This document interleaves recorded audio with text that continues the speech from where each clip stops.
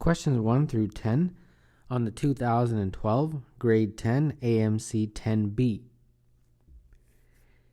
Each third grade classroom at Pearl Creek Elementary has 18 students and 2 pet rabbits. How many more students than rabbits are there in all 4 of the third grade classrooms? So we have 4 of these classrooms and each has 18 students, and each of those 4 has 2 rabbits. So 4 times 18 is 72, and 4 times 2 is 8. So the 72 represents the number of students, and the 8 represents the number of rabbits. And they want you to find out how many more students are there than rabbits. Well, you just subtract them. And when you do, you get 64. So number 1, the answer is C. A circle of radius 5 is inscribed in a rectangle as shown. The ratio of the length of the rectangle to its width is 2 to 1. What is the area of the rectangle? So the first thing is we'll just draw a line from top to bottom. That represents, of course, the diameter of the circle. Now, the diameter of the circle is 2 times the radius, so that's 10. And therefore, that is going to be 10, and that's 10. And they're saying that the ratio of the rectangle's length to width is 2 to 1. So if the width is 10, the length must be 20. So the area, as I'm sure you know, is length times width. So that's going to be 20 times 10. And that is 200. So number 2, the answer is E. The point in the xy plane with coordinates 1000, 2012 is reflected across the line y equals 2000. What are the coordinates of the reflected point? So let's draw the coordinate plane. And of course, this is not going to be drawn to scale. There's no way. But we can approximate. So our initial point is 1000, 2012. So let's just say somewhere around here. This is my point. 1000 and 2012. And what they're doing is they're reflecting it in a line that is represented by y equals 2000. So just below this. So that's 2012. So just below it. And this is the line that is y is equal to 2000. So this is 2012. And this point, of course, is 2000. So if you reflect it, my reflection point will arrive approximately here, right? Right there. So they want the coordinates of that. Well, obviously, the x-coordinate doesn't change. The x-coordinate is just going to be the same. But the y-coordinate changes. You are here, which is 12 above 2000. And now you're here, which is 12 below 2000. And 12 below 2000 is 1988. So, number 3, the answer is B. When Ringo places his marbles into bags with 6 marbles per bag, he has 4 marbles left over. When Paul does the same with his marbles, he has 3 marbles left over. Ringo and Paul pool their marbles and place them into as many bags as possible with 6 marbles per bag. How many marbles will be left over? Well, we have 6, let's say R representing the way that Ringo places his marbles, and then with him he has a remainder of 4. And then who's the other guy? Paul. So we'll just say P for Paul, and then when he places his marbles into bags, P bags, let's say, that remainder is 3. And then, of course, what they're doing is combining. So we're having 6R plus 6P, so R bags with 6 each inside, and P bags with 6 marbles inside.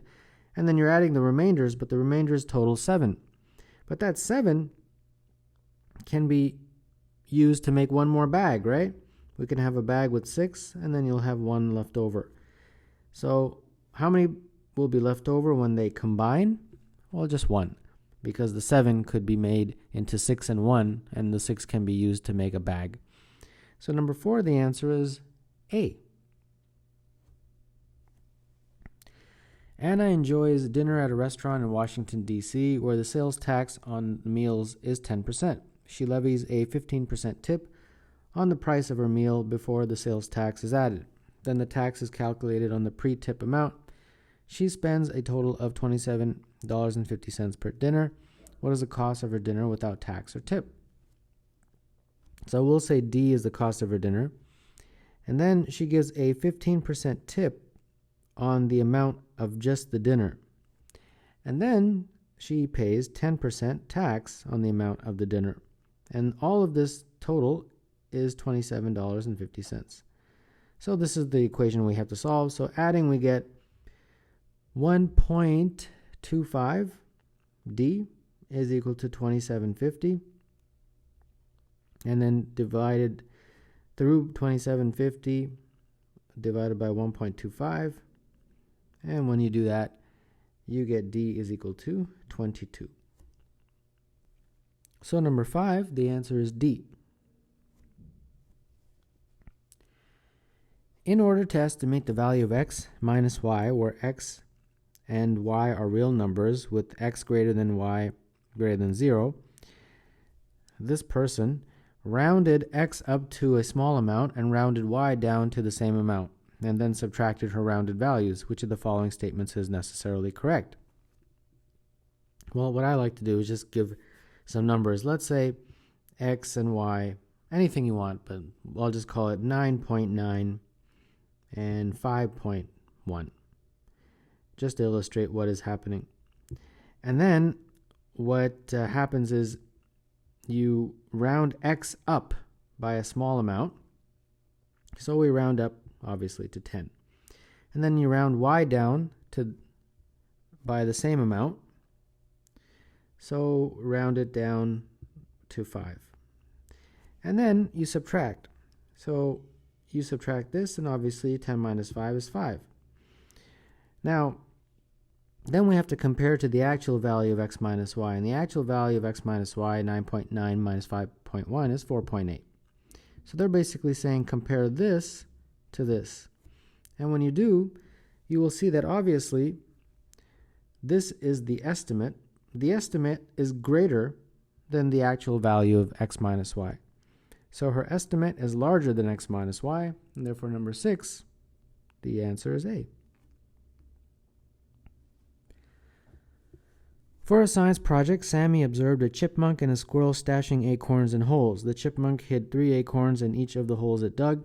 The squirrel hid 4 acorns in each of the holes it dug. They each hid the same number of acorns, although the squirrel needed 4 fewer holes. How many acorns did the chipmunk hide?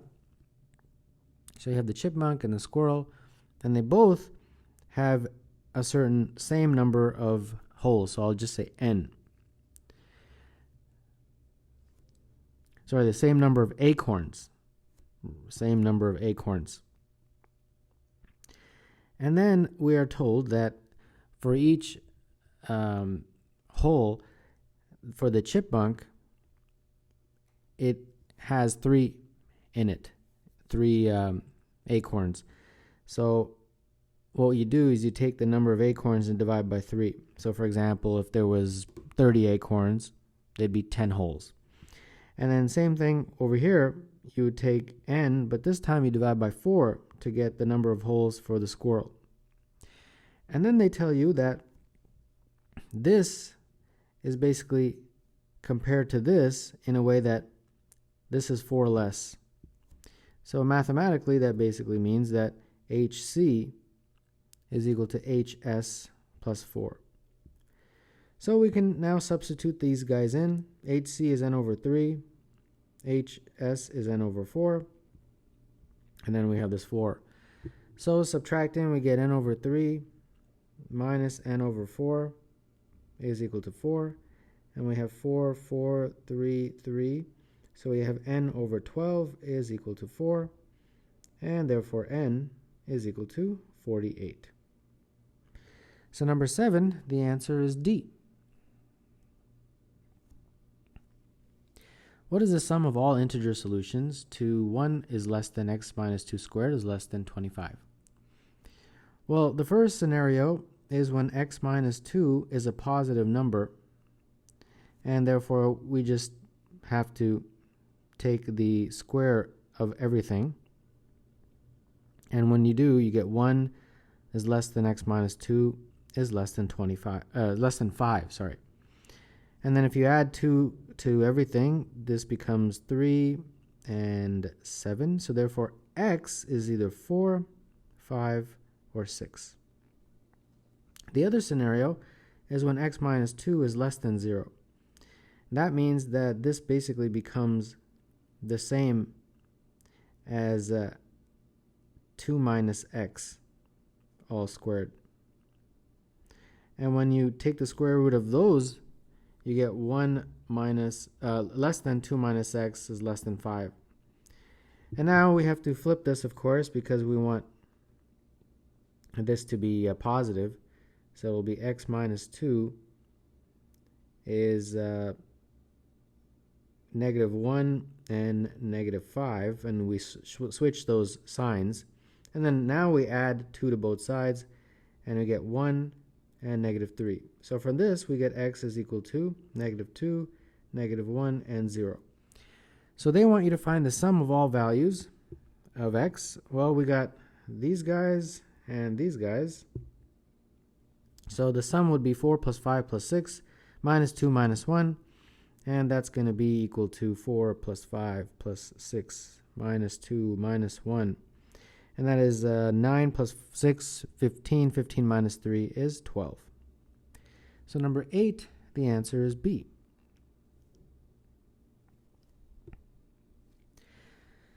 Two integers have a sum of 26. When 2 more integers are added to the first, the sum is 41. And when 2 more integers are added to the previous 4, the sum is 57. What is the minimum number of even integers among the 6 integers? So we've got e plus f is 57. So the first one, a plus b, is 26. So if you substitute that into the second one, that will give you that c plus d is equal to 15. And for this one, we have, if you substitute 26 and 15, it gives me that e plus f is equal to 16. So we have to figure out how to do this in terms of odd and even. Well, we want the minimum number of even, so let's not use even numbers if possible. So for a and b, we can use 2 odd, 13, 13 for example. So we got odd and odd. And then for 15, there I have to use at least 1 even number. There's no way to get 2 odd numbers to add up to 15. So for example, if the even number is 14, the odd number is 1, right? That's just one combination. For 16, there I can use 2 odd numbers. For example, I can use 13 and 3.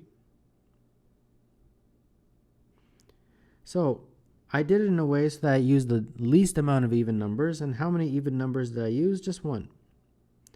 So 1 is the minimum number of even numbers, and therefore number 9, the answer is A.